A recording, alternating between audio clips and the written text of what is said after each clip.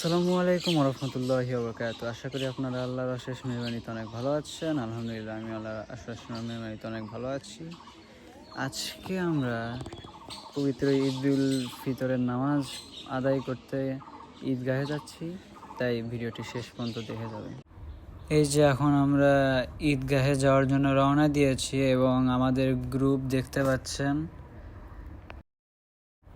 আপনারা দেখতে পাচ্ছেন যে একটি সুন্দর সিনারি, যেখানে অনেকগুলো জমি এবং জমিতে ধান লাগানো হয়েছে, সেটাই আমরা দেখতে দেখতে যাচ্ছিলাম।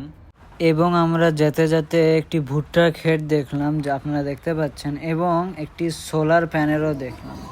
দেখতে দেখতে আমরা ঈদগাহে চলে এসেছি প্রায়।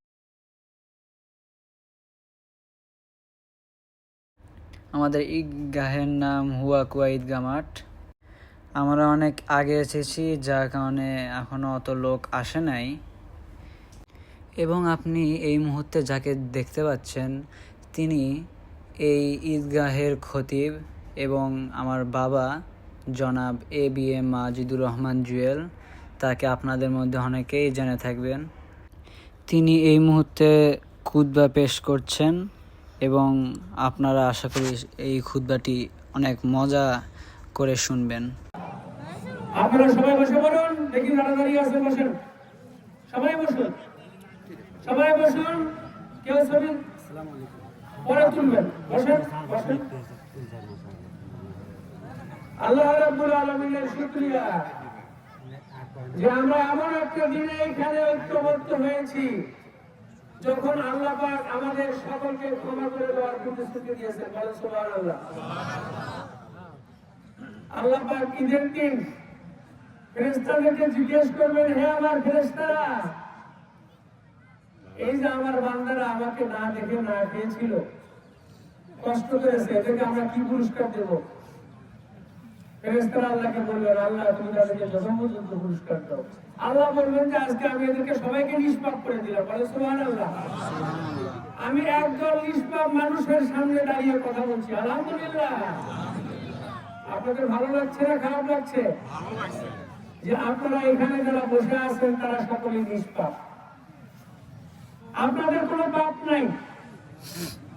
একটা সদ্য নবজাতক শিশু জন্ম নিলে সেই শিশুর যেমন কোনো পাপ থাকে না, আজকের এই ঈদের দিনে আল্লাহর পুরস্কার হচ্ছে, ঈদের দিনের খুশি হচ্ছে এইটাই যে আল্লাহ পাক আমাদের সকলকে নিষ্পাপ করে দিয়েছেন। সুবহানাল্লাহ।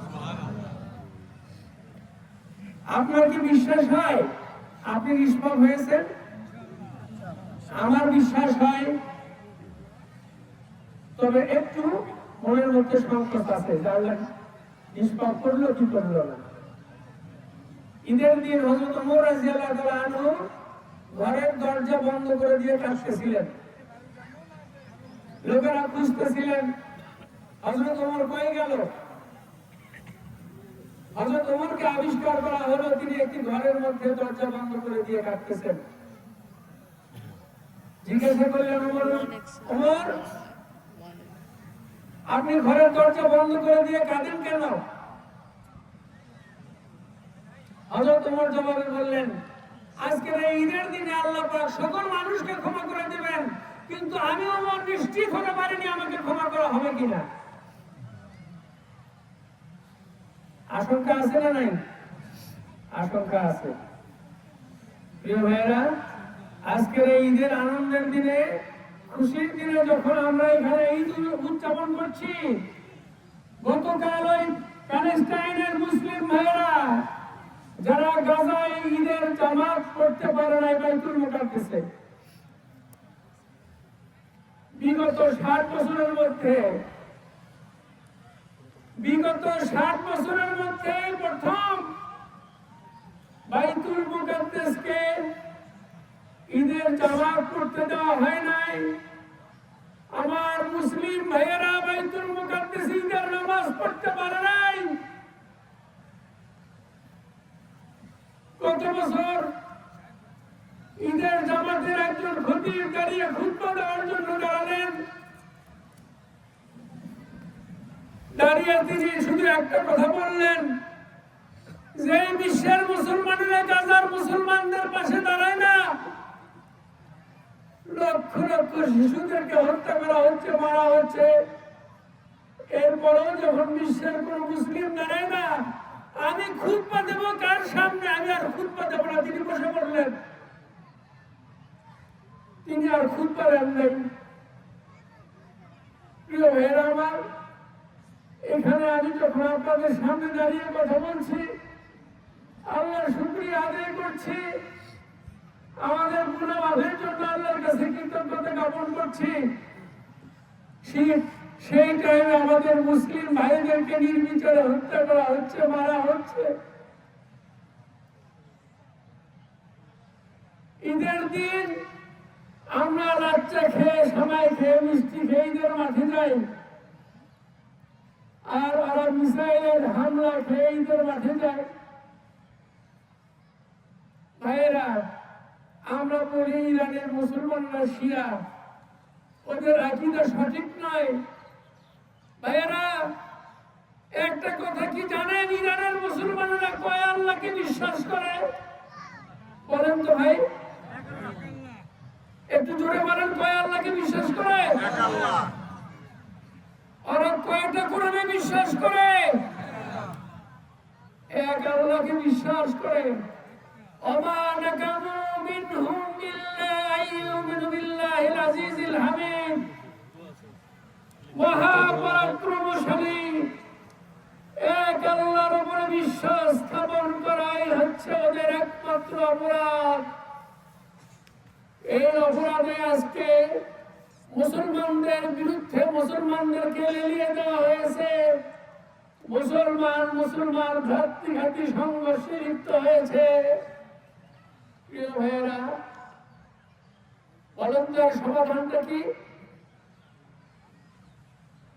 আমরা যখন নামাজ পড়ছি, তখন ইরানের আকাশে হয়তো আমেরিকান এবং ইসরায়েলের সুপারসনিক বিমান থেকে বিমান হামলা চালানো হচ্ছে, অথবা গাজাতে প্রায় লক্ষাধিক মানুষ হত্যা করা হয়েছে, তার মধ্যে 40 থেকে 50 লক্ষ শুধু শিশু, যাদের বয়স 4 থেকে 7 বছর, 11 বছর পর্যন্ত। আমরা দেখেছি এই শিশুদের মনে ওই বোমার হামলা, ইসরায়েলের ইহুদিদের হামলা এদের মধ্যে কোনো ভীতি সঞ্চার করে না। ওদের বাড়ি বোমা দিয়ে জ্বালিয়ে দেওয়া হয়, আর ওরা দাঁড়িয়ে থেকে দেখে। ওরা আবার ওখানে তাঁবু টেনে ওখানে থাকে, ওরা আবার খেলাধুলা করে, ওরা আবার ওই তাঁবুর মধ্যে পড়াশোনা করে। প্রিয় নবী মুহাম্মদ রাসূলুল্লাহ সাল্লাল্লাহু আলাইহি ওয়াসাল্লাম বলেছেন, একজন মুসলমান আর মুসলিম আখুহু মুসলিম, একজন মুসলিম আর একজন মুসলমানের ভাই। একজন মুসলমান আর একজন মুসলমানের দেহের মতো। আমার পায়ের ডগায় যদি একটা কাটা ফোটে, আমার মাথা অনুভব করে কি করে না? একজন মুসলমানের আঘাত, মুসলমানের পরে হামলার পরেও বিশ্বের মুসলমানরা যদি নীরব থাকে, তাহলে বুঝতে হবে আমরা প্রকৃত মুসলমান হতে পারিনি, মুসলিম হতে পারিনি। আমরা মুসলমানদের পক্ষে দাঁড়াতে চাই। বলেন। আপনারা দেখতে পাচ্ছেন যে ঈদগাহ মাঠে কত বিপুল পরিমাণ মানুষ। আমি আপনাদেরকে এই ক্লিপটি দেখাতে দেরি করেছি, যার কারণে অর্ধেক মানুষই চলে গিয়েছে। আমাদের এখানে প্রায় 20 থেকে 25 হাজার মানুষ নামাজ আদায় করেন। তারপর আমরা সবাই মিলে বাসার উদ্দেশ্যে রওনা দিলাম।